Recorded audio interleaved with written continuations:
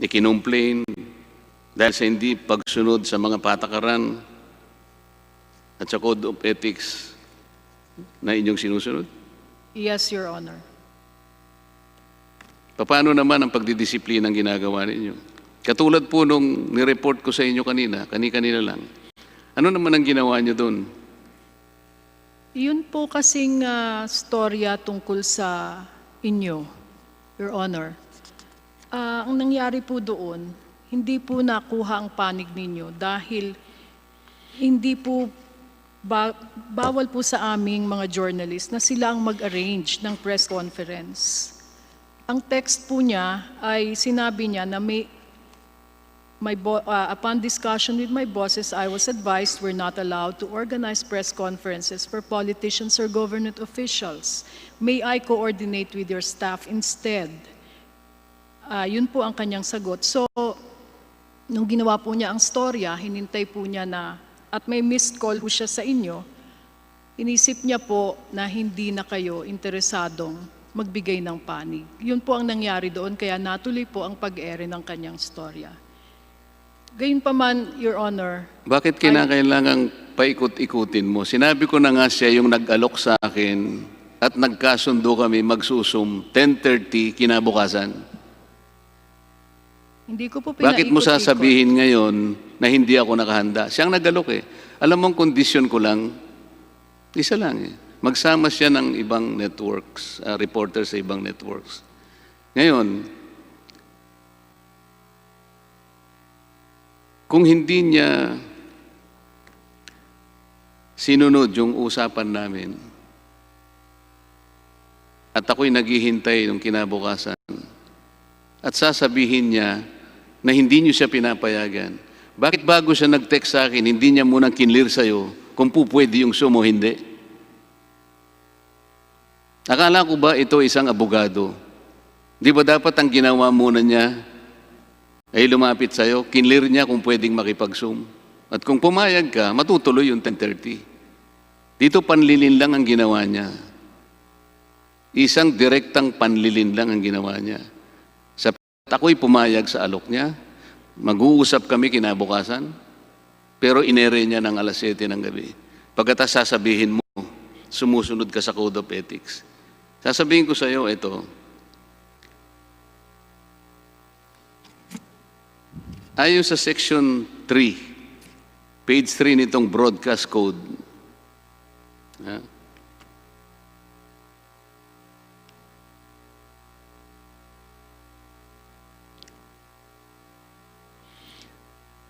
side comments expressing personal opinions while news items being reported or delivered are prohibited to prevent the listener from mistaking opinion for news. Yung pangalawang araw na ito yung kasama niyang broadcaster, ito yung nag-i-elicit ng opinion. Na para bang, hindi ba kanya? Maliwanag ito res ipsa loquitur. Halos pagtawanan pa niya ako doon Okay lang sa akin yun Alam mo kung alin ang nabibiktima rito, kagaya ng sinasabi namin. Yung mga tao na nakikinig, akala nila ganun katotoo. Sapagkat ipinagkait niya na sabihin, ako po ang may kasalanan Hindi ko po kasi alam na hindi pala ako papayagan. Pero dapat sinabi niya yon bago niya ako kinausap. Paano niya malalaman? Kinabukasan niya lang ako tinawagan. Pagkatapos, ipagtatanggol mo siya. Ayun, nandito sa inyong post. We are fortunate to have him among our ranks of fearless truth tellers.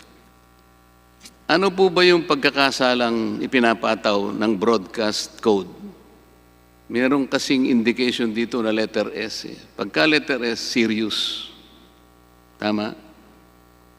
Pagka G, grave. Pagka L, light.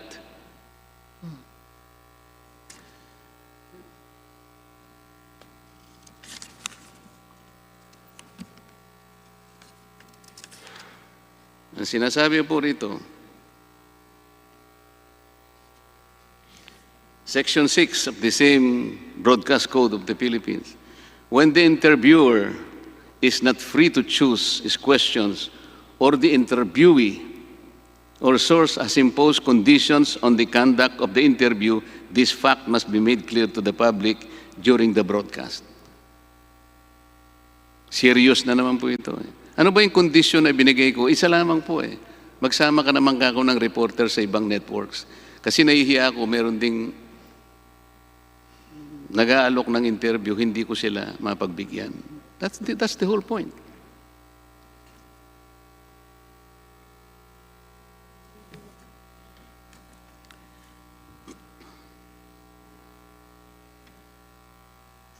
Mr. Katigbak, kanina po may nagtanong sa inyo na tungkol sa mga hindi nai-airing mga political ads, at yan naman po alam na natin.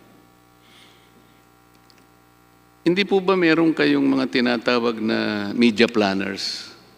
Sila itong humahawak ng lahat ng mga political ads para yun mamanage natin sa tamang pagkakaayos, sa tamang panahon na hinihingi nila. Kaya nga, meron kayong mga tao eh. This is a function of management. Bakit naman po nung araw na, pinakahuling araw ng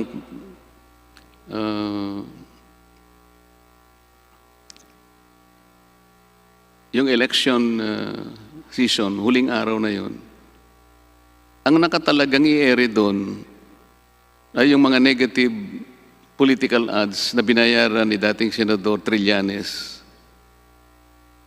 At kung hindi naharang sa pamagitan ng TRO, yun ang nauna eh. Kaya minsan po, nagkakaroon ng talagang agam-agam na talagang meron kayong partisan actions.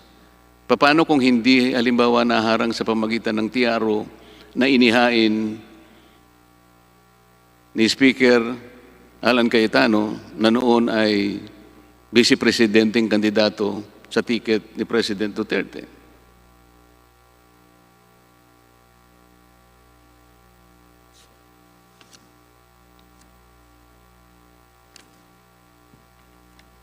Inuulit ko po, Ms. Ging Reyes, nandito po yung certification na ginawa ng Bills and Index Division para patunayan po na yung 5 mga franchise bills, wala po kong iniakda kahit isa roon. Your Honor, if that is a new development on this matter, then we would gladly air it and publish it. Tapos na po eh. Opo. Pinatawad ko na po yung reporter ninyo. Sinasabi ko lang, yung nabibiktima, the chief casualty of all this exercise is the viewing public. Ako po bilang isang public servant, hindi na po ako estranghero sa ganito eh. Sanay na po kami dito eh. Maliban lang po sa mga pamilya namin, siyempre hindi sila kumikibo, nasasaktan din siguro sila. Hindi naman nila sinasabi sa amin. Pero higit sa lahat, yun pong mga tao na pinaglilingkuran natin, kapwa. Kaya nga po, nung imbitahin ako ni Mr. Carlo Katigbak, nagpasalamat na lang ako. Sabi ko, palagay ko, pwede ko nang ipasa Diyos ka ako. Ms. Ging Reyes, how do you determine that an item is newsworthy? May you please repeat the last line, Your Honor? Like an incident, something, a person, a subject matter, how does the network determine that it is newsworthy? Your Honor, if it's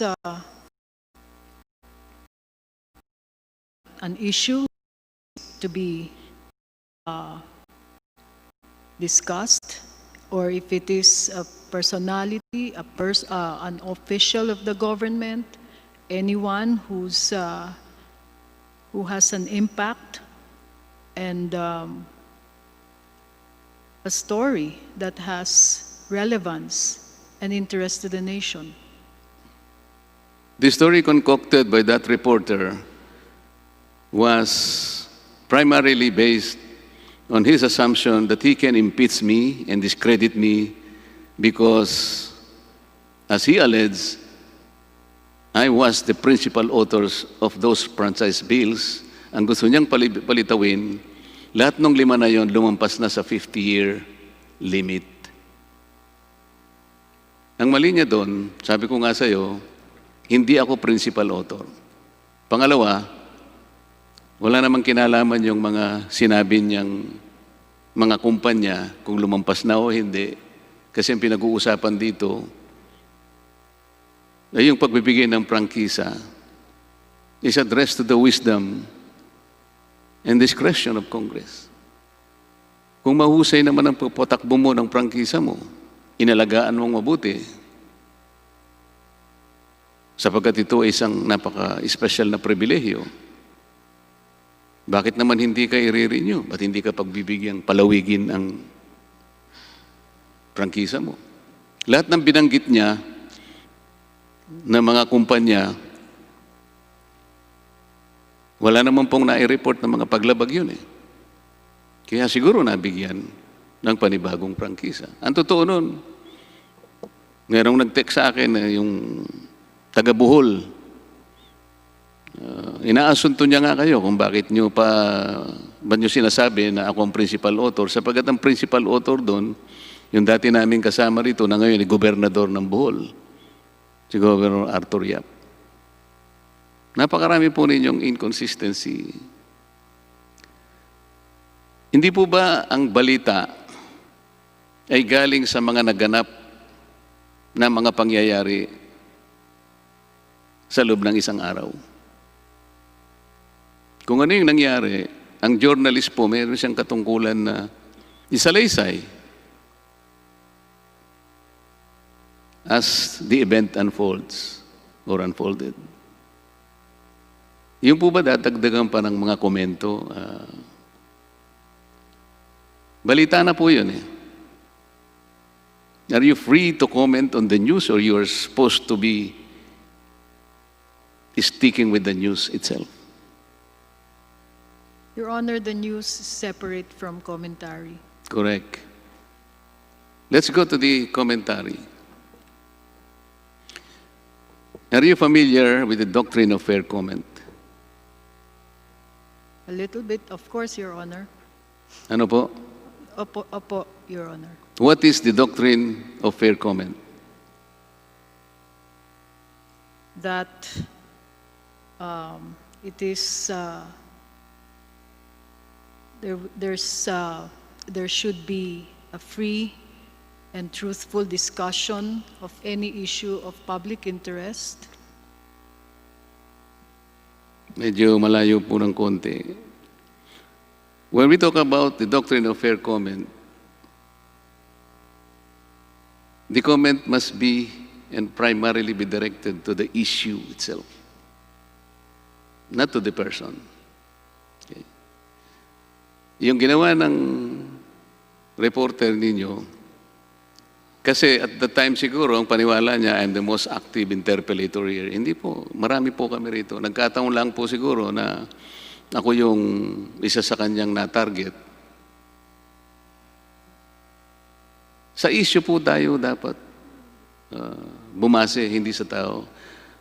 Ang ginagawa po ninyo ngayon, puro ad hominems. Kami po ay mga ahente lang ng pamahalaan. Kami po ay mga representatives lang. Kami po ay messenger. Yung message po ang importante.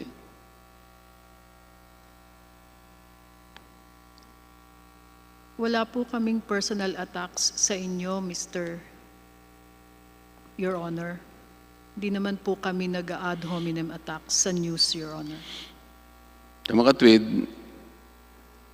hindi mo alam na binigyan ko ng kopya ng text messages na yung reporter mo at saka ako, binigyan ko si President Carlo Katigbak, hindi mo alam yun? Hindi mo alam? The text message, Your Honor, yes, I'm aware. Oh, alam mo pala eh. Anong sinabi mo doon sa reporter? Ba't mo naman ginawa yun? Ikaw pa lang nag-alok eh. Sumunod naman siya, pumayag naman siya. So naghihintay siya ng 10:30 kinabukasan eh. Ba't naman ganun ang ginawa mo? Ba't kinakailangang magmadali ka? Eh may usapan pala kayo. O talagang gawa na yung report na yon. Tapos inulit niya pangalawang gabi. Nakita mo pala yung text message eh. Sinabihan mo ba siya, bakit ka nangako sa kanya eh, alam mong may patakaran natin dito, hindi po tayo pwede sa mga politiko na mag-zoom. Ba't di mo siya sinabihan ng gano'n? Tapos kinongratulate mo pa siya. Paano ako maniniwala sa inyo ngayon na merong fair comment sa inyo? Your Honor, binigyan po namin ng panahon ng interview ninyo nung araw na yon at na-air naman po yan sa aming programa. Ang sinasabi That mo, same night, Your Honor. ang sinasabi mo, Ms. Ging Reyes, ay yung isang reporter na nandito sa amin na babae. Hindi yung reporter na sinasabi ko sa iyo na abogado pa naman. Alam mo, tingin ko sa kanya eh, bata pa yun eh. Baka kung hindi ganyan sana yung kanyang pasimula, baka malay mo, may future siya sa pagiging abogado. Sabi ko nga sa inyo kanina, Mr. Katigbak, sanay na ako dito eh. Ang hindi ko lang kinasanayan, yung hindi kayo parehas. Ako pagka parehas, walang problema eh. In my about 20 years in trial practice,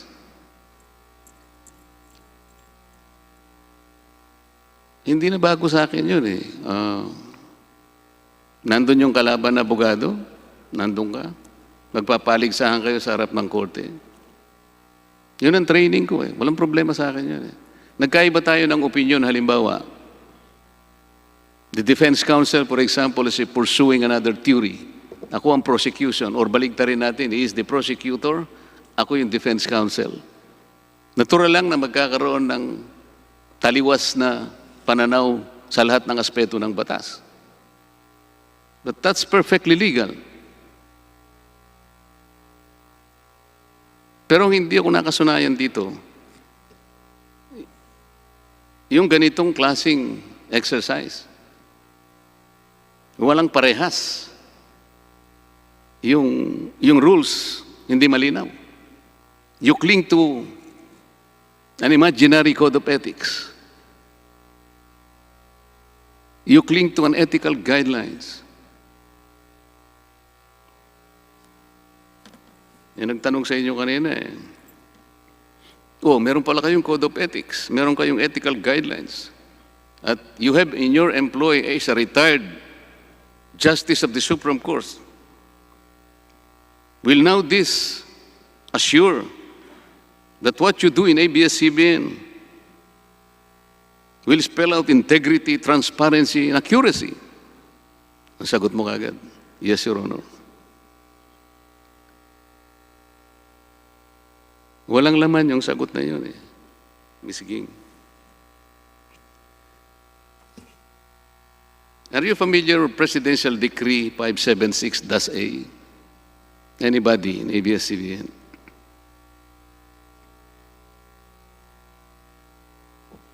Okay, Mr. Chair, kayo. Section 2 of this decree. Every radio station or television channel shall allocate at least 2 hours a day as a program or programs rendering public service during such broadcast hours as are normally regarded in the industry as prime time for a particular type of program and its appropriate audience. Public service refers to news, educational and cultural presentation and other programs informing the people of advances in science, industry, farming, and technology, of policies and important undertaking in government designed to promote or safeguard the public welfare, of matters related to physical, intellectual, and moral development of the young, or of traditions, values, and activities which constitute the cultural heritage of the nation.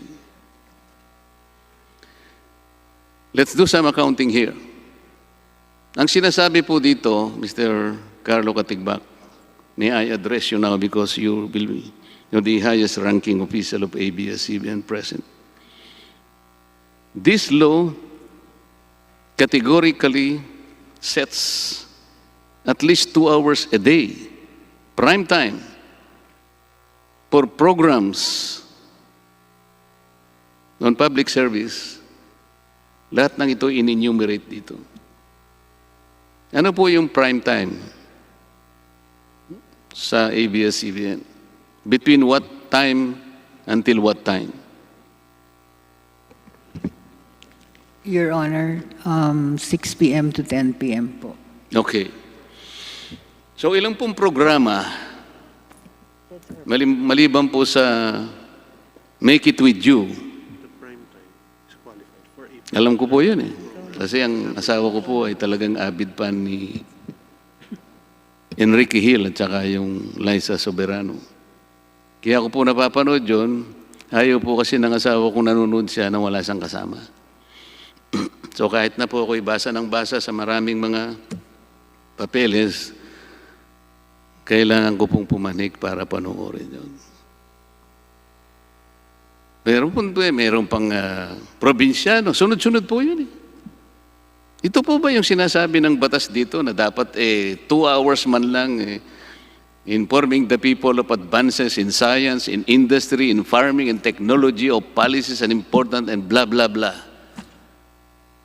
Wala akong nakikitang ganito eh, Mr. Caparas. Katigbak. Ito po ay isang batas na hindi pa nare-repeal. O, hindi po ba hanggang alas 10, sunod-sunod po yung telenovela na yun? Yes, Maliban sir. sa balita, meron po kayong balita. Ang problema, yung mga balita, yung masyadong morbid po yung patayan dito, patayan doon. Wala man lang ibinalita na, yung sakip party list ni Kong Dante Marcoleta, nagbigay po ng, kasi po marami akong nahinging bigas sa mga kaibigan. Pagka ganun, walang ibabalita na ganun. Kailangan po, ang ibabalita lang, puro patayan. Ni-rape si ganito, ninakaw yung ganito. Ganito po ang nangyayari. Kanina po, yung sinasabi kong platitude, mga sibulays, mga cliche, gagawin po namin ang nararapat na reforma kung ganito po, ganyan-ganyan. Pagbibigyan po namin lahat, nakapagsalita sa loobin nila kung kami po ay nakagawa ng ganito, nakapanakit ng gano'n at ganyan. Naalala ko po tuloy,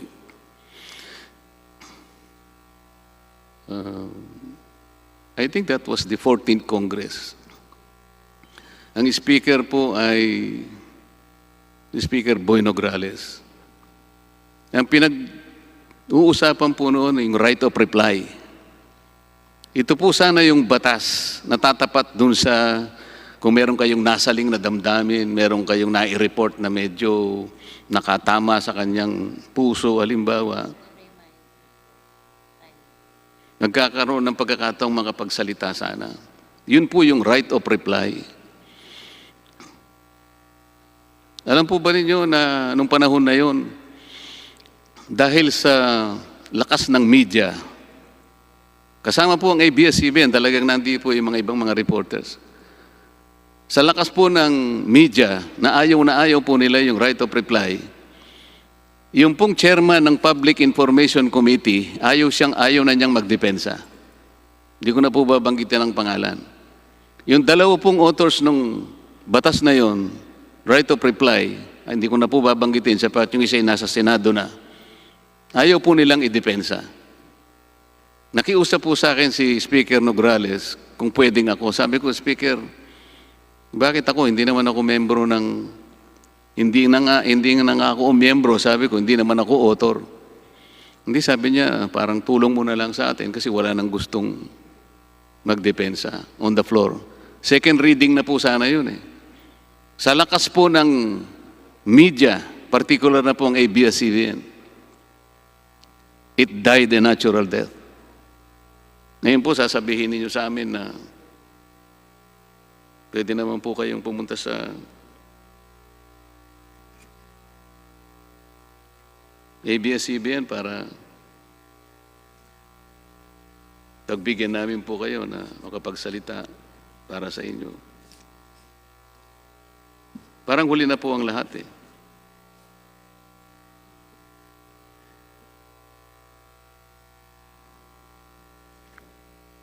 Wala na po ba akong panahon, Mr. Chair? Sandali na lang sana ito eh.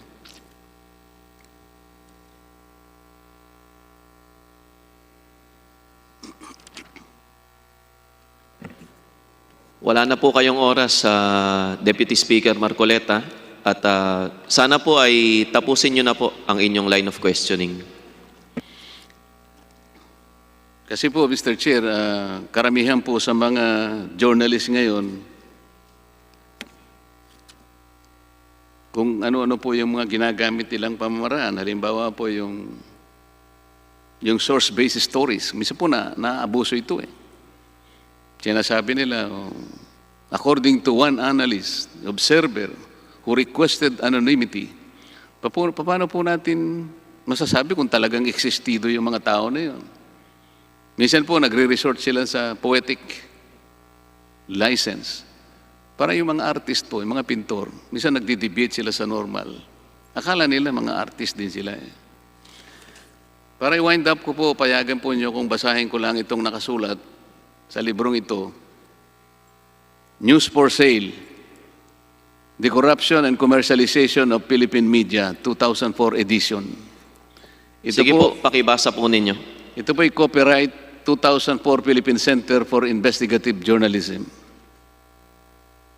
Ito po ang malungkot na pagtatapat ni Ms. Sino po ang Malung sumulat Mangas. ng librong inyong babasahin, Congressman Marcoleta? Ang nakalagay po rito, Chay Florentino Hofilenya, pero meron pong mga forward po ng editor's note ni Sila Coronel, Executive Director, Philippine Center for Investigative Journalism. Sige po, ituloy po ninyo. Sabi po niya sa page 93, corruption in the Philippine media remains endemic, almost systemic. It afflicts generally all levels of the organization in most of the newspapers, tabloids, radio and television networks. The bribe givers and the bribe takers have evolved a subculture and language all their own. PR agents and publicists of the government and the private sector have significantly eroded editorial discretion.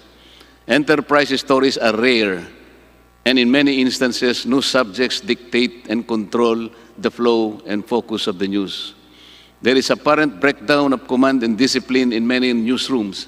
Editors think many reporters are inferior in craft, intelligence, and integrity, while many reporters harbor only grudging respect, or none at all, for their editors.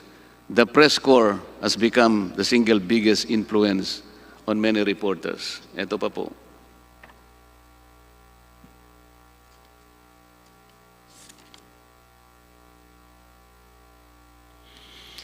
Sa page 33 po, ito po ang nakasulat. Apart from the paramount importance of ratings, many of the networks also had to deal with the biases and preferences of their owners and top news executives.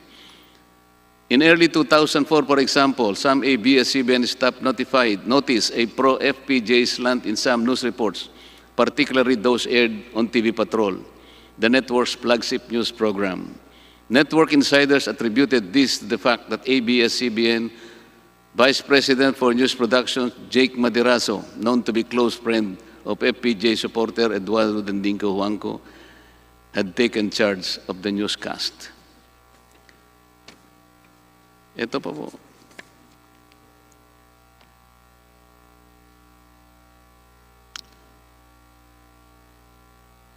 The other administration candidate who did very well in the senatorial race was Rojas.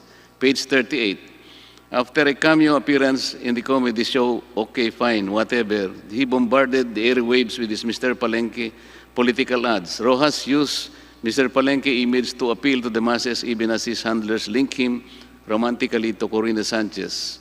News of the supposed romance was in newscast, gossip programs, and on radio and newspapers. The ABS CBN broadcaster also endorsed Rojas on our popular morning show on radio station DCMM. The buzz created about a relationship no doubt helped Rojas zoom up from number 17 post in mid-January to become the number 1 senator. Last question po, Mr. Chair. Mr. Katigbak, meron po ba kayong mapagtitibayang dokumento na lahat po ng mga political ads na binayaran ng mga candidates ay isinumite sa isang ahensya, halimbawa ang COMELEC, para makita natin kung yung panahon na maibibigay sa kanila ay garantisadong walang pagkakaungusan, pare-parehas. Sang-ayon na rin sa Fair Election Act, kailangan walang mabigyan ng advantage sa bawat isa. Meron po ba kayong parang accounting na kung saan yung pati pag-iimbita sa mga kandidato ay natutupad natin yung Fair Election Act na bawat isa ay equally na nabigyan ng pagkakataon? Maipakita, masabi ang kanilang advocacy. So yung visibility, hindi lamang dun sa pagbabayad ng political ads. Meron po ba kayong ganong dokumento na pwede naming makita para ganon makita namin na talagang balanse pati yung pagbibigay po ninyo ng pagkakataon sa kanila na magamit ang inyong istasyon? Mr. Chair, sa pagkakaalam ko po, yung COMELEC po ang nagbabantay ng appearances po ng bawat kandidato during the campaign period kasi po may limitasyon yung number of minutes allowed per candidate. At lahat po ng election spending per candidate ay sinasubmit din po namin sa COMELEC. So lahat po ng records na tinutukoy nyo ay makukuha po sa COMELEC. Yun nga po, lahat po ba ng mga political ads na nagbayad ay bago ninyo tinanggap, na-submit nyo na kagad sa COMELEC para sa ganun, nakita niya antimano na sobra na si candidate X. Parang masyado yung nakilingan nyo si candidate Y, halimbawa. Ang rules po ng COMELEC are within 5 days kailangan i-submit po lahat sa kanila. Sa mga kapatid po, pag nakuha namin sa COMELEC yun, lilitaw na talagang parehas na parehas po ang pagkakahati ng panahon na ibinigay ninyo sa bawat kandidato na humiling ng pagkakataong magamit ang inyong istasyon? Yung rules po ng COMELEC ay may limitasyon sa bawat kandidato. Sa number of minutes po kung saan sila pwedeng lumabas sa media. So yung COMELEC po ang nagbibilang. Kung halimbawa, nakaligtaan po ng COMELEC yun, sa inyo po, dahil meron kayong ombudsman, hindi ba tinitingnan? Kasi kayo po nagsabi, meron kayong ombudsman eh. Sa panig nyo lamang po, nakikita na ba natin na naging parehas tayo? Pwede ba nating makita yung dokumento sa inyo kung meron kayo? Sige po, check namin lahat ng appearances po ng political candidates. Opo. Mr. Chair, bago po ako magwakas, kung maalala po ninyo, more than 2 weeks ago, nagkaroon po ako ng parliamentary inquiry. At doon sinabi ko po na nakita ko po na yung titulo ng ABS CBN na isinumiti nila sa atin, yung una po nilang sinabmit ay isang Xerox copy lang. Nung kumuha po ko ng electronic copy, ang inaasahan ko pong makuha, Mr. Chair, ay yung original copy. Kahit sino po ay inaasahan niya kapag ikaw ay humingi na sa Register of Deeds, ang makikita niyo pong ibibigay nila ay yung original copy. Yung pong salitang original copy, Mr. Chair, Nakasulat po sa left margin ng titulo. Pwede po ba nating ipasinag yung, nagpagawa po ako ng, yung kopya po ng mga titulo, pwede nyo bang i-zoom para makita natin?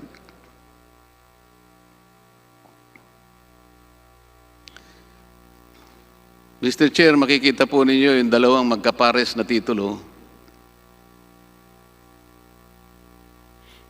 Ito pong bandang kanan po, yan po yung Xerox copy na tinanggap natin nauna bago po sila nagbigay ng electronic copy. Yung electronic copy po, ito yung bandang kaliwa. Mapapansin po nyo yung seal. Medyo napingas po yung bandang unahan ng seal dito sa bandang kaliwa. Kung mapapansin nyo, buo po yung seal nung kanan. Doon po makikita ninyo na merong sinopress na isang importanteng bagay. Makikita nyo, may linya po doon sa may unahan ng natapyas na ulo ng seal. Nawawala po yung pinagkunan ng titulo na 125702. Ito po yung titulo ng ABS CBN. Doon po sa sinubmit nila, 110731, malinaw po yun. Pero doon sa nakuha ko na po na kopya, na-suppress na po yun.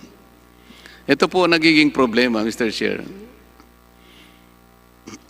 Nung tiningnan ko po yung pinagkunan na titulo, yung 110731, TCT 110731, mabibigla po kayo sapagkat iba po yung lugar na tinutukoy doon, parang barangay Bagong Nayon. At ang area po niya ay 42 square meters. Samantalang yung binigay po nilang titulo sa atin, meron po siyang area na about 44,000 plus square meters. Pagkatapos meron pong annotation sa bandang kanan ng titulo 125702, nakalagay PR 9606. Ang ibig po sabihin ng PR, Provisional Registration. Pwede po bang makapagbigay ang ABS CBN kung meron kayong kopya ng Provisional Registration? Nakapagtataka po kasi, pagkatapos ng 53 taon, bakit hindi pa po kayo nakakuha ng titulo? Bakit? At saka bakit po yung, kung totoo pong merong Provisional Registration, bakit hindi po naka-annotate doon sa titulo ninyo? Dapat po naka-annotate yun. Congressman Marcoleta, bago po sumagot ang ABS, naubos na po ninyo yung oras ninyo. Bagamat papayagan ko pong magbigay linaw ang ABS CBN at kung hindi po kayo magiging masaya sa magiging sagot ng ABS CBN, ay maaari nating pag-usapan itong talakayan na ito tungkol sa torrents titles po ng pagmamay-ari ng ABS CBN sa Blue Ribbon Committee na po, Congressman Marcoleta. ABS CBN? If I may be recognized, Mr. Chair. Opo, nirecognize ko na po kayo, ma'am. Yung pong hinihingi ni Congressman Marcoleta, wala po kaming sagot doon po sa PR number na sinasabi niyo po. Ma'am, yung hinihingi po kasi ni Congressman Marcoleta, pwede niyo po akong itama kung ako'y nagkakamali. Yan po kasi katibayan na kayo talaga ang may-ari po nung lote na kinatitirikan ng ABS-CBN. At Mr. Chairman. Ilang beses na po na itinanong ni Congressman Deputy Speaker Marcoleta sa Committee Secretariat kung nasaan ba talaga yung original na torrents title po para mapatunayan na ang ABS-CBN talaga ang may-ari nung lote po na nababanggit. ABS-CBN? Mr. Chair, one of the first few hearings, we already brought the original copy of the title, which was already examined here, and we already submitted a certified true copy of the title before the COMSEC. Yes, Vice Chairman Mike Defensor. Mr. Chairman, for the record, nabanggit na po ni Deputy Speaker Marcoleta na iba po yung isinumbite na hindi po yun owner certificate to. Iba po yung sinubmit nila, Mr. Chair. Hindi ko po nakita yung original, kung may original. Ang nakita ko po yung Xerox copy. Pero Mr. yung Chair, Xerox copy po, ang sinasabi, duplicate, Deputy Speaker Marcoleta, sa palagay ko po hindi kayo masaya sa sagot ng ABS CBN. Kaya gaya po ng nauna kong nabanggit ay maaari natin pag-usapan sa Blue Ribbon Committee yung usapin ng torrents titles ng ABS CBN matapos po ang usapin sa prangkisa ng ABS CBN. Pwede rin po, Congressman Mr. Chair. Marcoleta. Ang problema lang ganito, sapagkat walang closure po yung isang subject matter na diniscuss natin, ito po yung reacquisition ng properties ng ABS-CBN. Marirecall po ninyo na yung record ng first arbitration noong 1987, ito po yung nawawala. Pagkatapos nga, nakita natin, pati titulo, questionable po eh.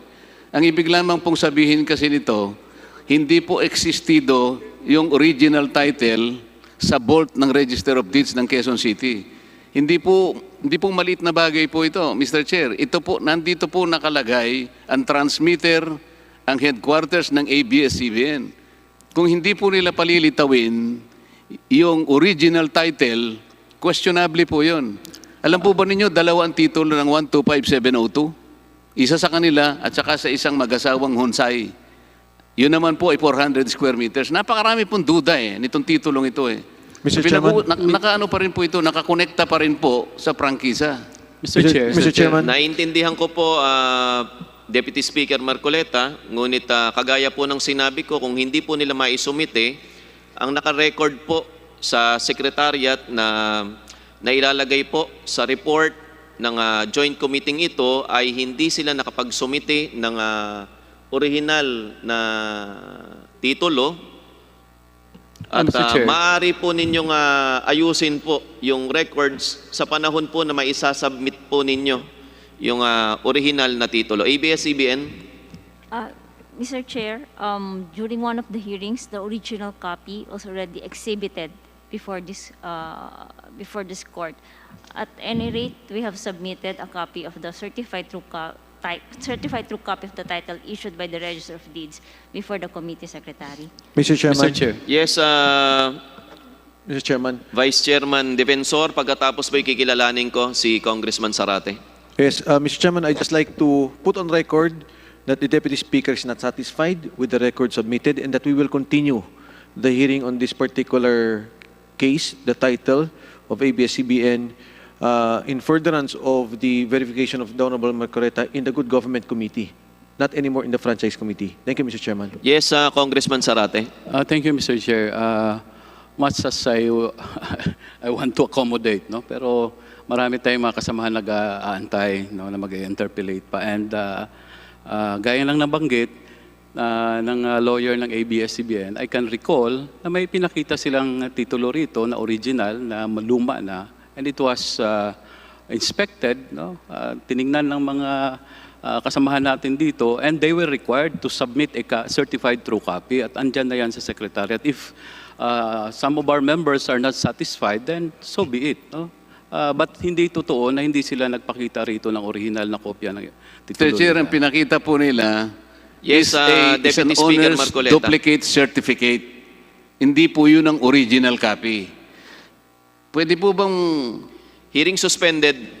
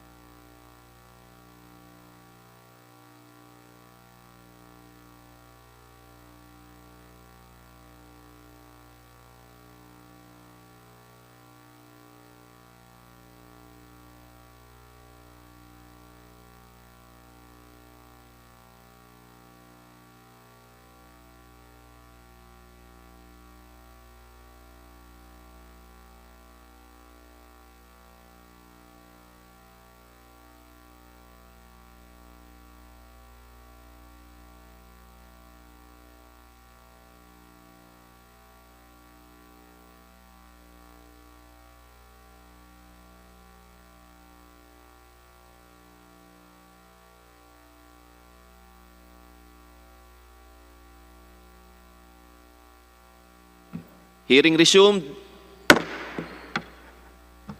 Chairman Chikoy. Yes, thank you, Chairman Jonathan.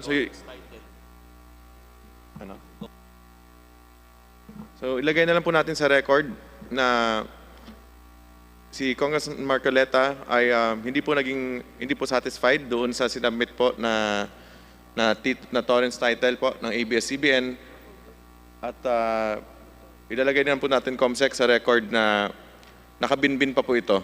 Although meron po sinabmit, ilagay sa record meron sinabmit ng ABS, hindi po ito yung hinahanap po ni Congressman Marcoleta. Thank you. Pwede po magpatuloy na sa susunod na magtatanong. Congressman Law Fortune, you are recognized na po.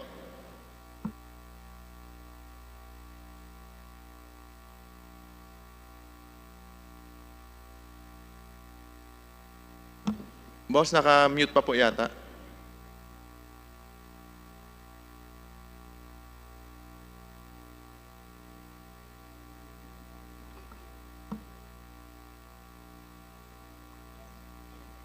Can I now be heard, Mr. Chairman?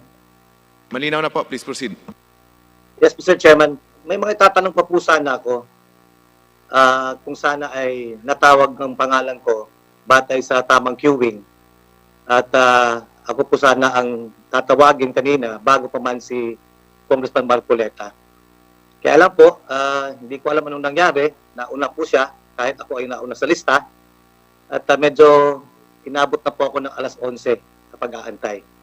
At any rate, Mr. Chair, I will no longer belabor the issues of meddling in elections and bias reporting hurled against ABS CBN. It's already late and we all want to rest. And after all the interpellations, the interpellation of Representative Rufus Rodriguez, Mr. Chair, the allegations of bias reporting and meddling in elections appear to have all been refuted and shown to be wanting and buried. We have now come to the last day of our marathon hearings, Mr. Chair. And the same has been the case since day one. No less than the concerned agencies that have testified all attest to ABS-CBN's compliance with laws, rules, and regulations. Sabi ng DOJ, 100% Filipino citizen si Mr. Lopez, at there was never any instance that he lost his Filipino citizenship. Sabi ng Securities and Exchange Commission, the PDRs that were issued to foreign entities were not illegal. And there was never an instance that any of these foreign entities have been able to convert their PDRs into common shares. Pagdating naman po sa issue ng 50-year limitation, DOJ na rin nagsabi that the limitation refers to each franchise. In other words, you can operate for more than 50 years provided that none of your franchise exceeds 50 years. Pagdating po sa issue ng labor, the DOLE is certified to compliance. Pagdating ng issue ng tax, both the BIR and the PEZA all certified to payments of these taxes. And now, today, Mr. Chair, KBP, COMELEC, MTRCB, MTRCB, even the NTC have all said ABS CBN has complied. Mr. Chair, after all the lengthy exercise for the past 12 hearings, I think we all have come to a common conclusion that there are reforms we need to institute in the industry, that there are flaws and deficiencies in our laws that Congress need to address. And in order to improve the mass media industry, Mr. Chair, we need to work hand in hand. The players in the industry, we need their commitment to do the reforms within their respective companies, Congress for the needed legislations, and the public, the listening and viewing public, for their vigilance, Mr. Chair. Shutting down a mass media corporation is certainly not the right thing to do, Mr. Chair. The Speaker just issued a statement, Mr. Chair, I read a while ago, urging a conscience vote on the matter of the franchise of ABS CBN. This is most welcome, and we appeal to the members of the committee to seek divine guidance and consult their conscience whether or not denying the franchise of ABS CBN, depriving millions of our Filipinos, of our people, access to information and entertainment, and causing massive unemployment in the middle of a pandemic, are consistent with prudent judgment, justice, and equity, Mr. Chair. I appeal, Mr. Chair, for the sound judgment of the members of the committee. As I end, Mr. Chair, let me just share with you an adage that might be our guidance as the members of the committee vote this week. Somebody said, Mr. Chair, I expect to pass this world but once. Any good, therefore, or any kindness that I can show to any man, let me do it now. Let me not defer or neglect it, for I shall not pass this way in. Thank you, Mr. Chair. Good evening. Maraming salamat po, Kong Fortune. Ang susunod po ay si Congressman Ron Salo.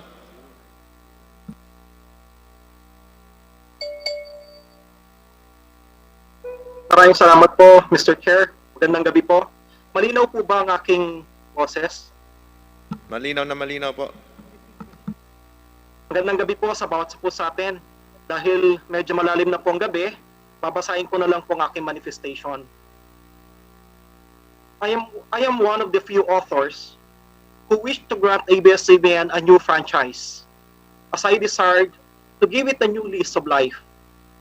I filed House Bill number 6901 because the party list group, Kabayan Party List, that I represent was of the initial impression that ABS CBN is worthy thereof, and while ABS CBN is not a perfect company, it will strive to be better. Further, at the time I filed the bill, we were of the impression that ABS CBN will be able to fully explain and rebut the numerous alleged violations hurled against it on the constitutional requirement on Filipino ownership and management of mass media entities, on labor laws and standards, on non-payment of appropriate amount of taxes, on legal assignment of franchise without congressional approval, and biased reporting, among others. Finally, we initially thought that providing certain parameters to address the alleged violations of ABS CBN in the franchise to be granted will be welcomed by the applicant. The proposed 7 parameters are: first, strict compliance with the Constitution, laws, rules, and regulations, including labor laws and standards; promotion of employment and security of tenure; ensuring impartial and balanced reporting; promotion of positive Filipino values; provision of public service time; strengthened self-regulation of contents; and reasonable and equitable rates of election ads.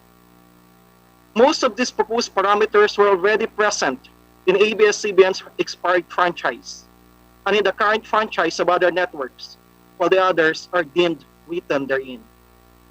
Wala po akong nilalatag na bagong regulasyon sa prangkisa ng ABS CBN. Nililinaw at iniisa-isa ko lang ang mga ito na pamantayan na kailangan nilang sundin sapagkat sa dami ng aligasyon ng paglabag, lumalabas na nakakaligtaan o napapabayaan ng mga nagpapalakad ng ABS CBN ang mga obligasyon nila sa bayan at sa ating mga mamamayan. And yet, I was reported to be imposing strict regulations to ABS CBN with our proposed parameters.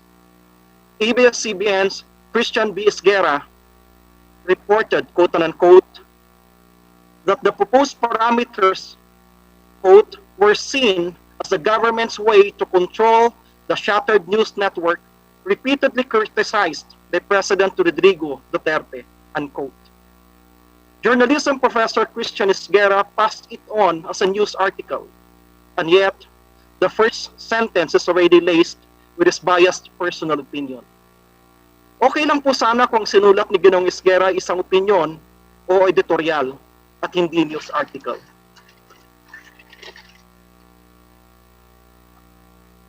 Mr. Esguerra's inability to be impartial is perhaps the primary reason for his fierce objection to my proposed measure. He had difficulty separating facts from opinion, for indeed, news should be about facts. And if one has to report an opinion, then there must be proper attribution. But it's a cardinal sin for a journalist to pass on his opinions as facts.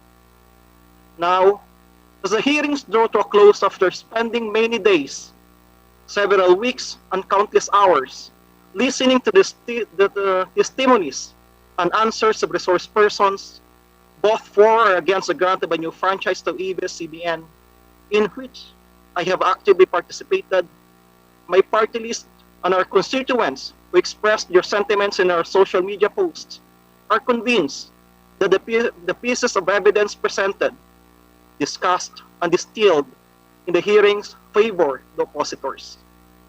Sa pagtatasa namin, ang mga inailatag na ebidensya ay mas pumapabor sa mga hindi pumapayag na mabigyan muli ng bagong prangkisa ang ABS-CBN. My party list group deems that ABS-CBN failed to successfully rebut the long list of alleged violations, and thus, this representation cannot anymore support the grant of a new franchise to ABS-CBN. Dahil dito, hindi na kayang suportahan ng Kabayan Party List ang pagbibigay ng bagong prangkisa sa ABS-CBN. I am respectfully manifesting to this honorable committee my withdrawal of my authorship of House Bill number 6901. I have already submitted this afternoon to the Bills and Index of the House of Representatives my letter formally withdrawing my authorship thereof, a copy of which I will send to the honorable joint committees. Before I end, Mr. Chairman, my heart grieves for the ABS-CBN employees who face possible displacement, particularly at this time of the pandemic. As an act of redemption for its employees, I hope that ABS-CBN will be generous enough to attend to its employees' needs in these difficult times, as it may be its last act of magnanimity to the people it has considered its family. In any case, I am also certain that this will just be temporary setback to majority of its employees, as other networks and stations will readily accept a workforce that comes with proven talents and expertise. Nonetheless, I shall continue to push for the inclusion of the 7 parameters I outlined in House Bill 6901 and 6902, particularly a pro-labor provision to be the underlying principles of all broadcast media in the Philippines. Mananatili ang aming marubdob na pagnanais na magkaroon ng malinaw na proteksyon sa karapatan ng ating mga manggagawa sa lahat ng networks. Maraming salamat po, Mr. Chairman. Maraming salamat, Kong Salo. Noted po sa inyong manifestation. Comsec, pakitake note po sa manifestation ni Kong Salo. Ang susunod po na magsasalita ay si Congresswoman Sara Ilago. Kong Sara.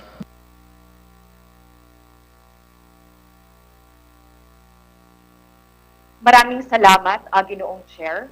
The youth is especially concerned with the alleged violation of public duty on biased reporting and the content the ABS CBN propagates, especially that it has a public duty, a responsibility to the public to assist in public information and education.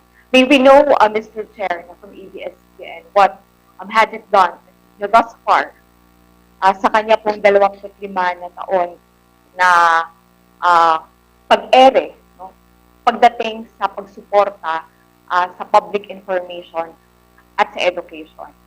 Mainam rin po na mabigyan ng focus ngayon sa panahon na pandemya na nasa higit 30 milyon ang mga apektado na mga estudyante, ang mga learners at buong education community na nasa crisis din, nasa mayor na crisis ng edukasyon sa panahon Kong Sara, ng pandemya. sorry po, Kong Sara. Tayo po ay Kong Sara, pakidikit lang po yung mic sa inyo. Napuputol-putol po kayo. Pakidikit lang po yung mic. Hindi po malinaw po.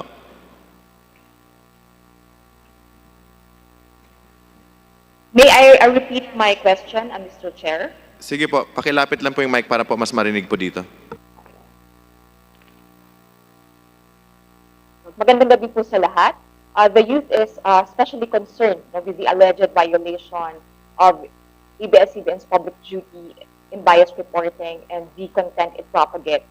especially that it has a responsibility to the public not to assist with public information and education. May we know, Mr. Chair, what has ABS CBN done so far in supporting the millions of learners and the education workforce?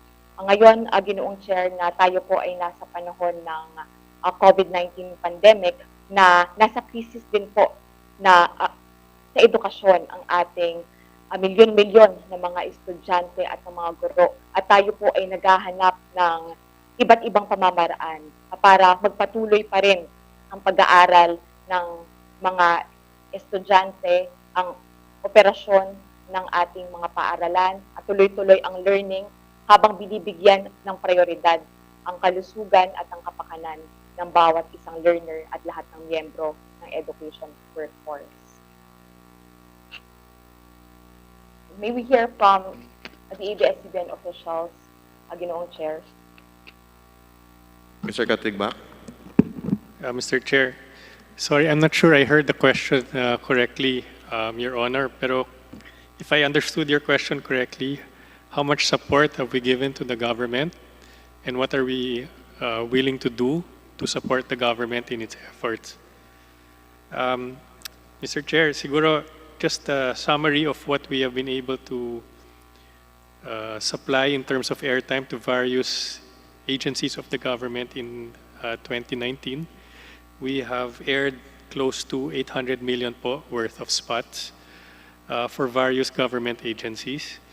This is on top of a channel that we have dedicated to education, Knowledge Channel, which is available on TV Plus. That is in partnership with the Department of Education. We have created curriculum-based programming for public school students po. Mr. Chair, when the President, Mr. Carlo said about curriculum-based learning, ano po ang ibig sabihin na ito? Sa lahat po ba ng grade level, meron po tayong available na mga materials in partnership with the Department of Education? O meron lamang pong pili sa ngayon na binibigyan natin ng focus para makatulong sa public information at education? At gano'n na po katagal itong pagkakaroon ng isang curriculum-based na broadcast para sa loob po ng Knowledge Channel? Sorry po, ma'am. I really can't hear the question from here. Sorry. My apologies, Mr. Chair. Can I just reset my audio? Can we go first to the next interpolator before my turn? Sige po, Kong Sara, pakiayos na lang po muna. Puntahan po muna siguro natin ngayon si Congressman Edsel Lagman.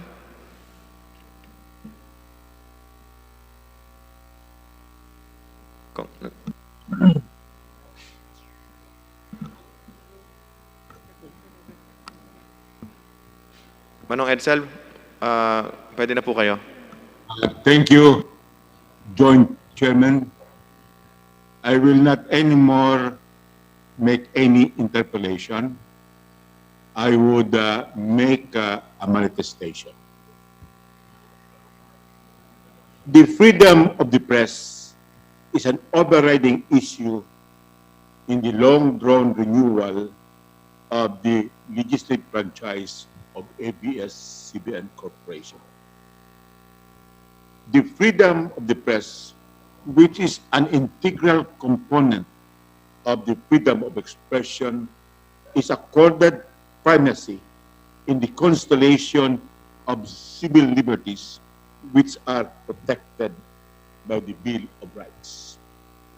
Notwithstanding occasional alleged violations by ABS CBN in its operations, the decision of the joint committees on the issues of, quote, bias reporting, unquote, and, quote, meddling in politics, unquote, should take into serious consideration the relevance of the following jurisprudential pronouncements. 1.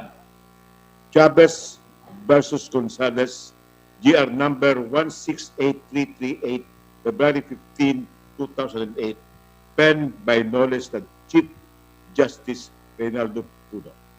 It says, in this jurisdiction, it is established that freedom of the press is crucial and so inextricably woven into the right of free speech and free expression, that any attempt to restrict it must be met with an examination so critical that only a danger that is clear and present will be allowed to curtail it. As early as the 1920s, the trend as reflected in Philippine and American decisions was to recognize the broadest scope and assure the widest latitude for the constitutional right of freedom of the press. The trend represents a profound commitment to the principle that debate on public issue should be uninhibited, robust, and wide open. Freedom of speech and of the press means something more than the right to approve existing political beliefs or economic arrangements, to lend support to official measures, and to take refuge in the existing climate of opinion in a matter of public consequence. When atrophied, the right becomes meaningless. The right belongs as well, if not more, to those who question, who do not conform, who differ. The ideas that may be expressed under this freedom are confined not only to those that are conventional or acceptable to the majority. To be truly meaningful, freedom of speech and of the press should allow and even encourage the articulation of the unorthodox view, though it be hostile to or derided by others. Although such view induces a condition of unrest, creates dissatisfaction with conditions as they are, or even stirs people to anger. 2. Gonzales versus Calao Katigbang, GR number 69500, July 22, 1985. Quote, censorship is allowable only when the clearest proof of a clear and present danger of a substantive evil to public safety, public morals, public health, or any other legitimate public interest. 3. Going versus Court of Appeals, GR number 128959, September 30, 2005. Quote, it cannot be helped that if the commentary protected by the Bill of Rights is accompanied by excessive color or innuendo, certainly persons in possession of truthful facts are not obliged to present them in bland fashion. Dry facts by themselves are hardly stirring. It is the commentary thereupon that usually animates the discourse, which is encouraged by the Constitution as integral to the democratic way of life. As adverted to earlier, the guarantee of free speech was enacted to protect not only polite speech, but even expression in the most unsophisticated form. Unquote. 4. ABS CBN versus Kamala. Quote, the freedom of speech and of the press should be more upheld. When what is sought to be curtailed is the dissemination of information meant to add meaning to the equally vital right of suffrage. When faced with the borderline situations in which the freedom of a candidate or a party to speak or the freedom of the electorate to know is invoked against actions allegedly made to assure clean and free elections, this court shall lean in favor of freedom. The ascendancy and protection of the press freedom are projected in bold relief during elections, so much so that there should be no ban on meddling in politics. Osmeña versus Comelec, GR number 132231, March 31, 1998, quoting the Federal Supreme Court decision in Buckley versus Vallejo. And I quote, the First Amendment was designed to secure the widest possible dissemination of information from diverse and antagonistic sources, and to assure unfettered interchange of ideas for the bringing about of political and social changes desired by the people. And 6, Social Weather Station Inc. versus Comelec, GR number 147571, May 5, 2001. Because of the preferred status of the constitutional right of speech, expression, and the press, such a measure, referring to alleged measures restraining freedom of expression and freedom of the press, is vitiated by a weighty presumption of invalidity. Indeed, any system of prior restraints of expression comes to this court bearing a heavy presumption against its constitutional validity. The government thus carries a heavy burden of showing justification for the enforcement of such restraint. That there is thus a reversal of the normal presumption of validity that impedes in every legislation. Let me just underscore, Joint Chairman, that this is a reverse presumption. While ordinarily a law or an act is presumed to be constitutional, here, when it is alleged that freedom of the press is being infringed, the opposite is true. The presumption is the measure is not constitutional, and it is the burden of the government to show that it is constitutional. The foregoing jurisprudence support the verity of the following positions. A, the constitutionally protected freedom of the press guarantees that media outlets can take sides, broadcast and telecast differing views, and advocate positions which may be opposed to partisan pronouncements and critical of political personalities. B, balanced reporting is required with emphasis on self-regulation and subject to the jurisdiction of the KBP and the MTRCB. Absence of bias is not absolutely required. Otherwise, the freedom of the press will be curtailed by prior restraint or subsequent punitive action. C, critical commentary, reasonable preference, and even incidental bias are protected by the expansive veil of freedom of the press and free speech. It is tolerable, not censurable. D, aside from providing the public with information, public service, and entertainment, a broadcasting network is a catalyst for the formation of differing opinions. Therefore, it must be proactive, not passive or timid, which may even approximate rhetorical hyperbole. E, the Public Act number 7966, which granted the franchise of ABS CBN, does not demand that the franchisee should adopt absolute neutrality, because enforced neutrality is anathema to the freedom of the press, which protects critical commentaries. The limitation is that the telecast or broadcast must not be libelous or must not constitute a criminal offense.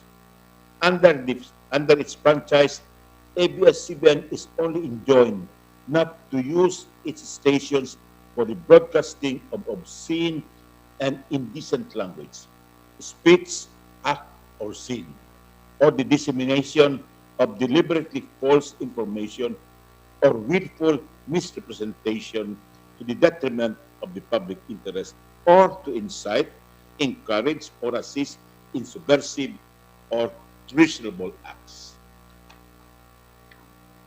It is not prohibited to take sides in the exercise of press freedom and freedom of expression. F. During an election campaign, the freedom of the press strengthens the right of suffrage by maximizing the electorate's access to political and partisan information. Television and broadcast outlets are not prohibited from meddling in politics. More particularly, negative advertisement is allowed by the Fair Election Act, which recognizes, and I quote, election propaganda by television or radio for or against a candidate or a group of candidates, unquote. This is Section 4 of the Fair Election Act.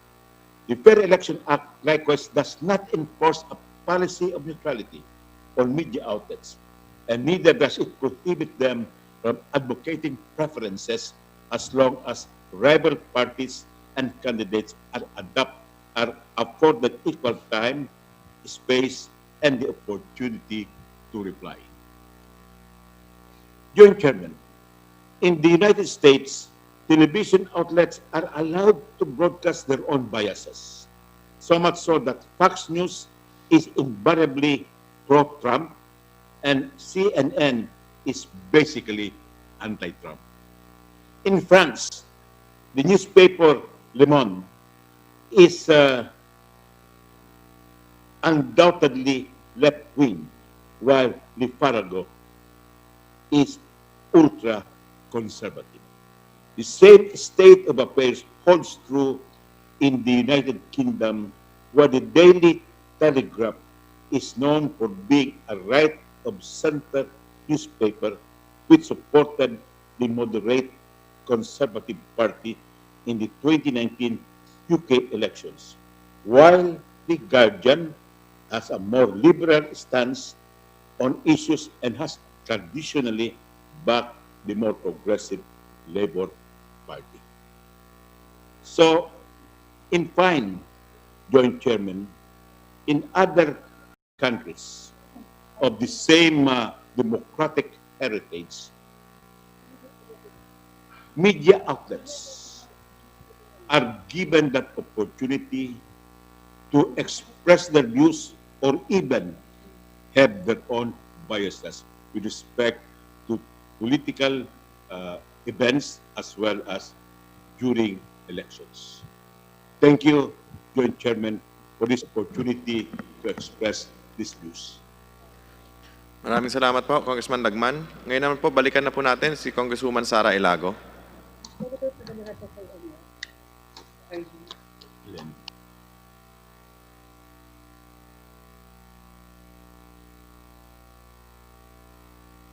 Kong Sara. Maraming salamat po ulit, Ginoong Chair. Hindi na po ako babalik sa aking katanungan kanina, no? Ngunit nais ko pong bigyan ng diin ang kahalagahan ng pagpapalawi ng access sa impormasyon at lahat po ng suporta na kinakailangan bilang tulong po, no, sa paghahatid ng edukasyon sa ating milyon-milyon na mga learners at sa buong education community ay kinakailangan ngayon sa panahon na tayo po ay nakasalalay sa distance mode ng learning para matiyak na magkaroon ng pantay na oportunidad ang bawat isang bata at kabataan na makapagpatuloy pa rin ang pag-aaral sa gitna ng pandemya. Pangalawa, Ginoong Chair, nais ko pong ipabatid, no, at ibahagi rin, no, sa ating mga kababayan ang commitment po ng mga kabataan na protektahan at magbantay, no, patuloy na magbantay sa paninindigan at pagtatanggol ng mga prinsipyo sa broadcasting na ito ay magiging tagapag-tanggol ng katotohanan, ng may bukas na isipan, may pananagutan, may balanse, responsable, may otoridad sa saligang batas, at siyang nagtatanggol, nagpapahayag at nagpoprotekta sa ating kalayaan sa pananalita, sa pagpapahayag, sa pamamahayag at ang karapatan ng publiko na magkaroon po ng access sa information na may kinalaman sa kanilang kapakanan. Gayon din ang pagtataguyod ng dangal at kagandahang asal ng katwiran, ng alaga at pag-iingat, sumusunod sa mga rules at regulations po ng KBP. No? Kaya ang representasyon po na ito ay nagsusulong ng media and information literacy at gayon din yung campus press freedom, yung pag-atitiyak po na itataguyod natin ang press freedom, no, sa loob ng mga paaralan, bilang dyan pa lamang nagkakaroon na po ng karanasan ang ating mga estudyante, scholar ng bayan, mga kabataan, kung paano ba magkakaroon ng periodismo na malaya sa takot at malaya din sa pabor. Gayon din, Ginoong Chair, no, sa gitna po ng pandemya na ito, lahat po tayo ay may ginagampanan at tungkulin sa paglaban rin, no, sa infodemic o yung deliberate at malicious na organized na spread ng disinformation. Kaya kinakailangan na sa ilalim po ng sirkumstansya na ito ay protektahan natin ang malayang daloy ng balita at impormasyon dahil ito po ay nakakasagip rin ng buhay.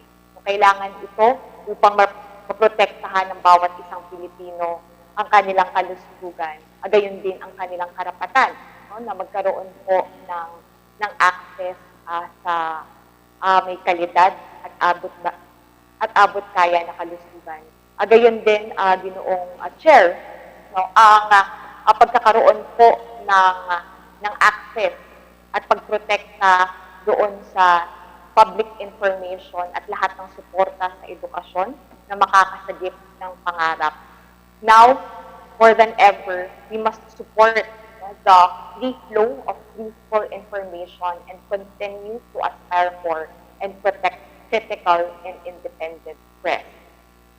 Ang kabataan po ay naninindigan para sa malaya at critical na media, pagtatanggol sa press freedom, pagtatanggol sa freedom of expression at lahat po ng mga batayang karapatan.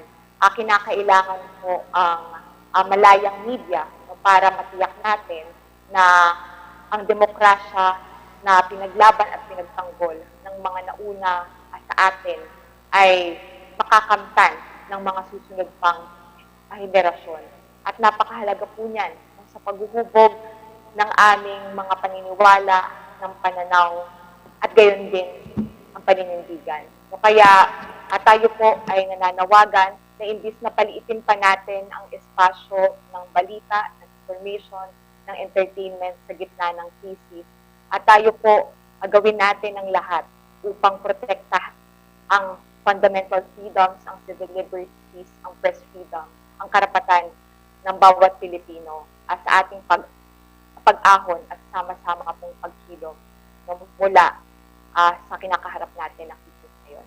Maraming salamat, Ginoong Chair. Defend press freedom, defend freedom of expression. Maraming salamat po, Congresswoman Elago. Ngayon po, para sa huling magsasalita, Congressman Kaloy Zarate, para sa maikling manifestation. Salamat, Mr. Chair. Kami po ay nagpapasalamat sa dalawang pinuno ng dalawang komiting ito. Dito sa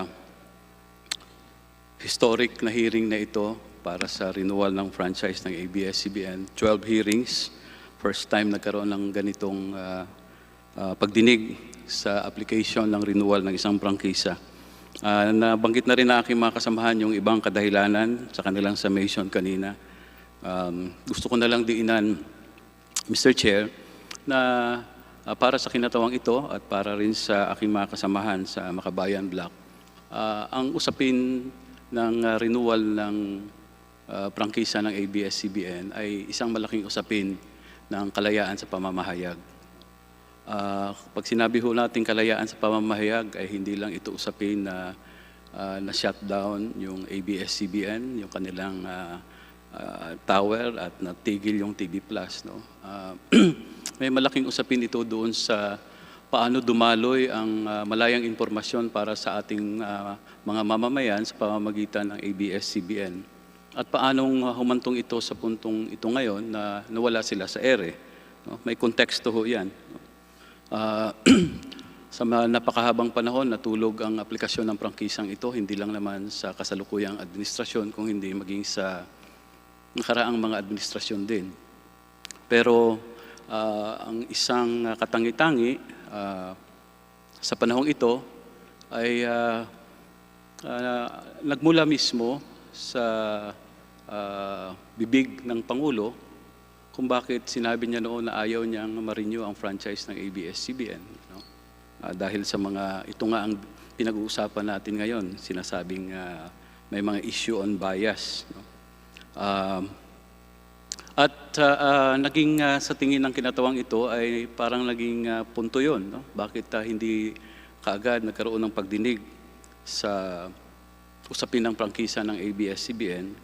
At sa panahong ito ngayon, lalo na sa panahong ito ngayon, nasa gitna tayo ng krisis na pinalala pa nitong problema ng pandemya ng COVID, na ang mga tao ay talaga naghahanap ng kanilang sources of information, no? Lalong-lalo na sa mga liblib na lugar sa iba't ibang bahagi ng Pilipinas. Mr. Chair, sa tingin po ng kinatawang ito, bagamat konstitusyonal na papel nga ng Kongreso ang pagbigay o hindi pagbigay ng bagong prangkisa sa ABS-CBN, hindi papel ng Kongreso ang pagtatakda kung ano at paano ang gagawing pag-uulat at pagbabalita ng mga mamamahayag o miyembro ng media.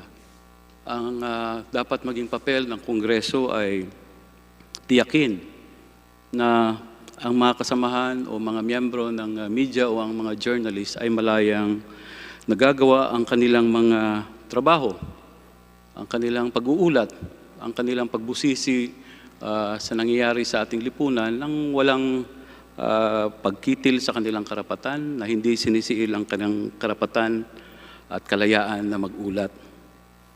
Sinasabi nga na ang isang malayang kung merong malayang pamamahayag ay magagarantiyahan din ito na ang kalayaan ng ating mga mamamayan, ating mga mamamayan sa kanilang exercise of their rights ay matutupad din. Ano? Kaya malaki pong usapin talaga kung bumalik sa ere ang ABS-CBN o hindi. Lalong-lalo na ngayon na hindi lang tayo naharap sa matinding krisis na dala ng pandemya ng COVID, kundi naharap din tayo. Halimbawa sa lalo pang paniniil ng karapatang pantao dahil naging batas na ang terror law. At ito ay pwedeng gamiting kasangkapan, no? Para paglabagin ang karapatan ng ating mga mamamayan.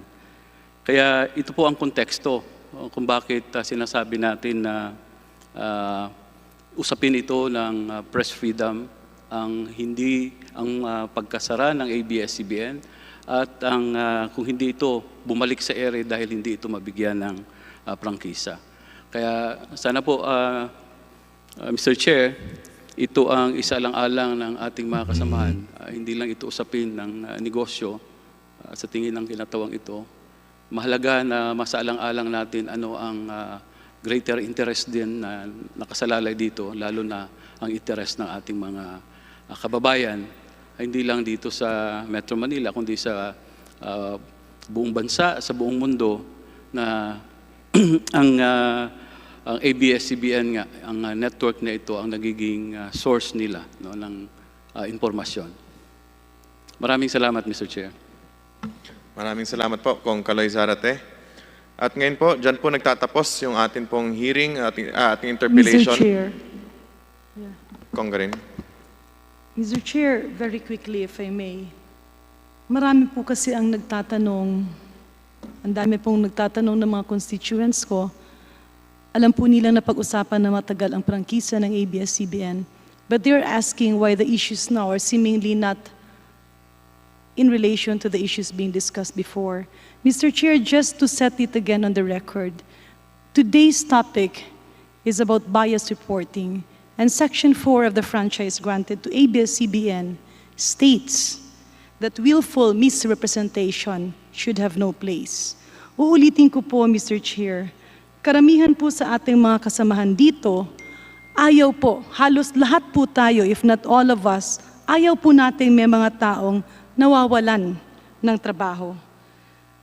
And Mr. Chair, just to reiterate, I conveyed the information I gave earlier, not because I want to criticize, but simply because I was abiding by my task as a legislator. I am very proud and happy to see a report by Christian Isguera narrating the facts. I also know of a very good friend, Tito Boy Abunda, who actually looks at health as a primary topic. But Mr. Chair, I also saw posts by some employees and officers of ABS-CBN, kumakailan lang, again saying na tama po yung balita dahil nanggaling ito dun sa DZMM at nirelay lang. Mr. Chair, I really don't want to dwell on this. But again, we are all here to possibly point some facts that can be corrected. Kasi tama po si Mr. Julius Babaw. Marami po ang mga bagay na dapat at pwedeng mapag-usapan. Pero kung hindi po natin ito aaminin, ay mahihirapan po tayong matugunan ang mga maliliit na problema na pwedeng maging malaki. This is just 3 minutes, Mr. Chair. Allow me to play the actual interview.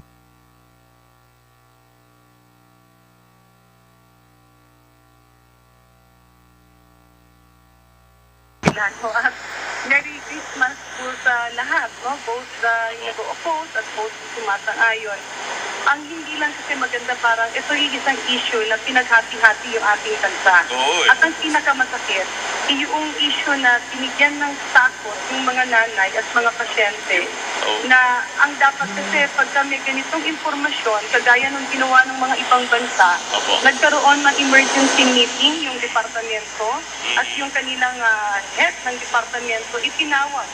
Hiningan ano ba yung mga datos, ano yung naging reason, and kaya nga sinanong ko yung Brazil, ano po ang naging una yung reaksyon. So the secretary called for an emergency meeting, tinignan nila yung datos kasi dun sa kanila 8 out of 10 ay nagkakadengue, sa atin 9 out of 10.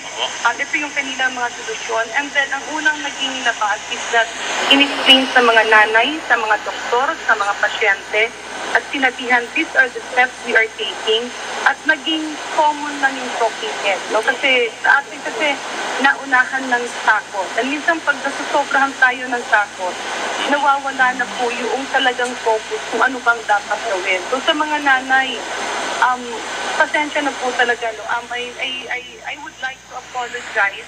Hindi po doon dahil sa mga nanay, pasensya na po talaga. No? I would like to apologize. Hindi po doon dahil sa bakuna, kundi parang as a Pilipino na nangyayari yung ganitong nagpapanik na yung bigla. Kasi ganito rin ang ginawa sa Ebola, pinanik ng tao na hindi naman Ebola yung pasyenteng hinahawakan namin, malaria. Ang sabi, huwag puntahan sa kabalyo. Yung sundalo yun. Sundalo yun, ando dun sa isang isla, linagay sa PPE, nag-chill. Sabi ko, hindi pwede yan, dalhin sa ospital yan. Kasi pagka ikaw yung malaria at nag-chill at nag-chill, pwede umakyat sa utak yan. Buhay ng sundalo natin yan. So, this is, saka pinandirian yung mga sundalong galing sa labas. Parang it's because of panic nga. Pero at the end of the day, ang tingin ko is these are all spices and challenges in life. As long as the truth is on our side, matatapos po ito. Mr. Chair, I would like to insert into the records of this committee the actual recorded interview I had with DZMM. It started with my saying, bilang isang Pilipinong doktor, ako po ay humihingi ng paumanhin na minsan may mga away-away yung mga doktor at tuloy nagpapanik yung tao. And then we went on discussing Ebola, malaria, at iba pang mga sakit. And at the end, I was asked, kayo po ba ay natatakot? Where are you going from here? At ang sabi ko po, because we have the truth and we are backed with science, wala po kaming dapat katakutan. This is just probably an isolated case or a repeated isolated case. Ma'am Reyes, Sir Carlo Katigbak, I am not putting this forward because I want to discuss it here. You had several, even a few emissaries who approached me. Congressman Lagman talked to me, Congressman Benny Abante talked to me. Isa po ang paulit-ulit na sinasabi ko. We have a lot of patients, we have a lot of doctors, we have a lot of people who look up to ABS CBN. And when it happens that people believes in a very big institution, because even my family, my daughter and myself look up very much to you. The reason why we brought this up, not only me, probably other members of Congress, is that we believe that your strength can make a difference. And public health should not be played at. Public health should not be meddled or muddled with willful misrepresentation, because that statement, when it was bloated, resulted to vaccine mistrust. And vaccine mistrust led to several public health problems. Hindi lang po ako, hindi lang po kami mga doktor, but even the former secretaries of health and the academe appealed before you in open news and in open fora, but it fell on deaf ears. Naintindihan po namin yon kung hindi nyo kami mapapaniwalaan, because as you has conveyed earlier, you have full trust in Dr. Susie Mercado, who is not an infectious disease specialist, and to our belief, she was not involved in the department during that time. Be that as it may, I hope that you will retrieve the original copy of this tape. It's not all about me. It's all about possible victims that can be there in the future, not because of you, but because of some people who might abuse their being aligned with your station. With that, Mr. Chair, distinguished colleagues, I move that an original copy of the transcript be submitted to this committee. And for the record, Mr. Chair, the posts being made by some of your officials currently on Twitter and on social media explaining that the apology was because I was calling for non-panic is again an added insult to the injury that was already created. Andiyan dyan po yung mga tapes, andiyan dyan po ang katotohanan. I stand by my word.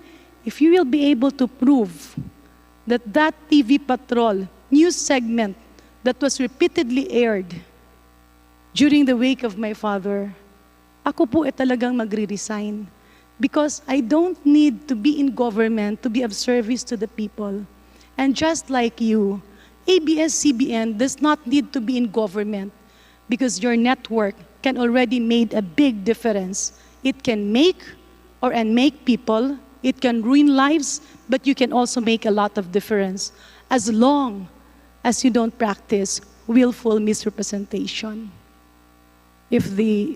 I don't know, Mr. Chair, if we can get the commitment from the Honorable President and CEO of ABS-CBN. Chair would like to ask ABS-CBN to comply na lang po with the request of Congresswoman Garin. Yes, ma'am.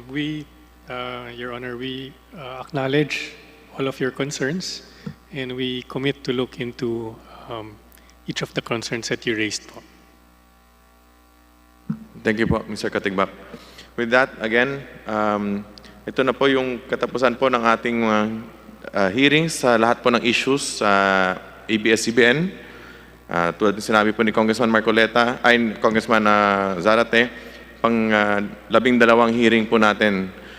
Gusto pong pasalamatan ng chairman na ito at siyempre ni chairman na Jonathan Alvarado, ang lahat po ng ating mga members na talagang walang pagod po na nag-attend physically or sa Zoom dito sa lahat ng hearings at sa ating lahat po ng resource persons, sa mga officers pa ng ABS. Maraming salamat po sa pagpa-unlock po. Alam ko po nakakapagod pero tiniis nyo po. So maraming salamat po sa pagpapa-unlock po. The Chair would like to instruct the Committee Secretary to please make a summation na po nung lahat po ng ating mga natalakay sa last 12 hearings para po magawa na po ninyo ng matrix po, Comsec. And then sa next hearing po natin, which will be on Thursday po, 1:00, magkakaroon na po tayo ng mga summation.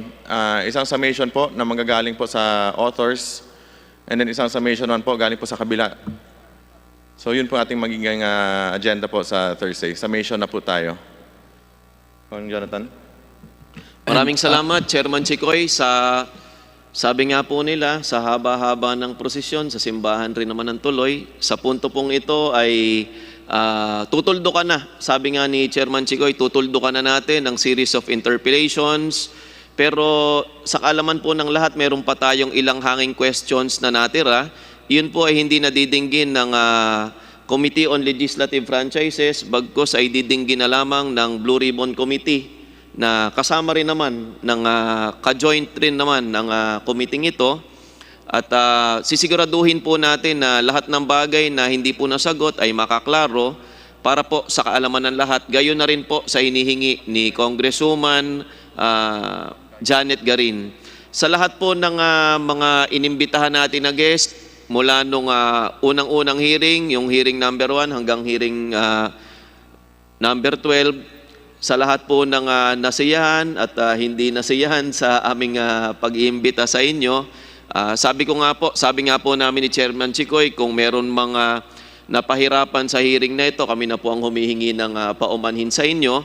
At sa mga kababayan po natin na sumabaybay sa hearing po natin, sana po ay hindi po namin nasayang yung oras ninyo sapagkat napakarami nyo naman talagang matututunan sa hearing na ito. At pinilit po natin na gawing patas at komprehensibo ang hearing na ito, bagkus minsan po pagka sa pro, sasabihan tayong hindi patas, minsan naman sa anti, sasabihin hindi tayo patas, pero ang chairman po ng dalawang committee ito ay talagang pinilit na gawin ang aming makakaya upang palabasin po ang katotohanan at gawing patas at walang bias po sa hearing na ito. Magkita-kita po tayo muli lahat sa Huwebes, 1:00, gaya ng binili ni Chairman Chikoy. Magkakaroon po tayo ng summation ng pros at anti sa usaping ito. At bukas naman po, yung mga gusto at nagtatanong tungkol sa social amelioration ay may hearing po ang Blue Ribbon Committee patungkol pa rin sa social amelioration. At may mga bisita po tayo na manggagaling sa DSWD at may mga bisita rin tayo na manggagaling sa mga LGUs, lalong-lalo na yung may mga usapin o may mga reklamo na LGUs natin. Hindi naman po puro reklamo bukas ang hahanapin natin. Siyempre, maghahanap rin tayo ng mga solusyon. Iyon talaga ang hinahantay natin, solusyon at tamang distribution ng social amelioration, lalong-lalo na sa libo-libo nating kababayan na nagko-comment na naghihintay pa rin ng kanilang amelioration. Muli po, sa lahat po ng nanonood, sa lahat ng ating mga kasama at invited guest, maraming salamat po. Pasalamat na rin kay Speaker Alan Cayetano sa kanyang gabay sa committee ito na bigyan tayo ng free hand na patakbuhin na mabuti, maayos, komprehensibo at patas na hearing. Maraming salamat po. Mula po sa Committee on Good Government, the hearing is now suspended. As a Committee on Legislative Franchises, hearing suspended. Mag-Cinderella na kami, Mr. Chair.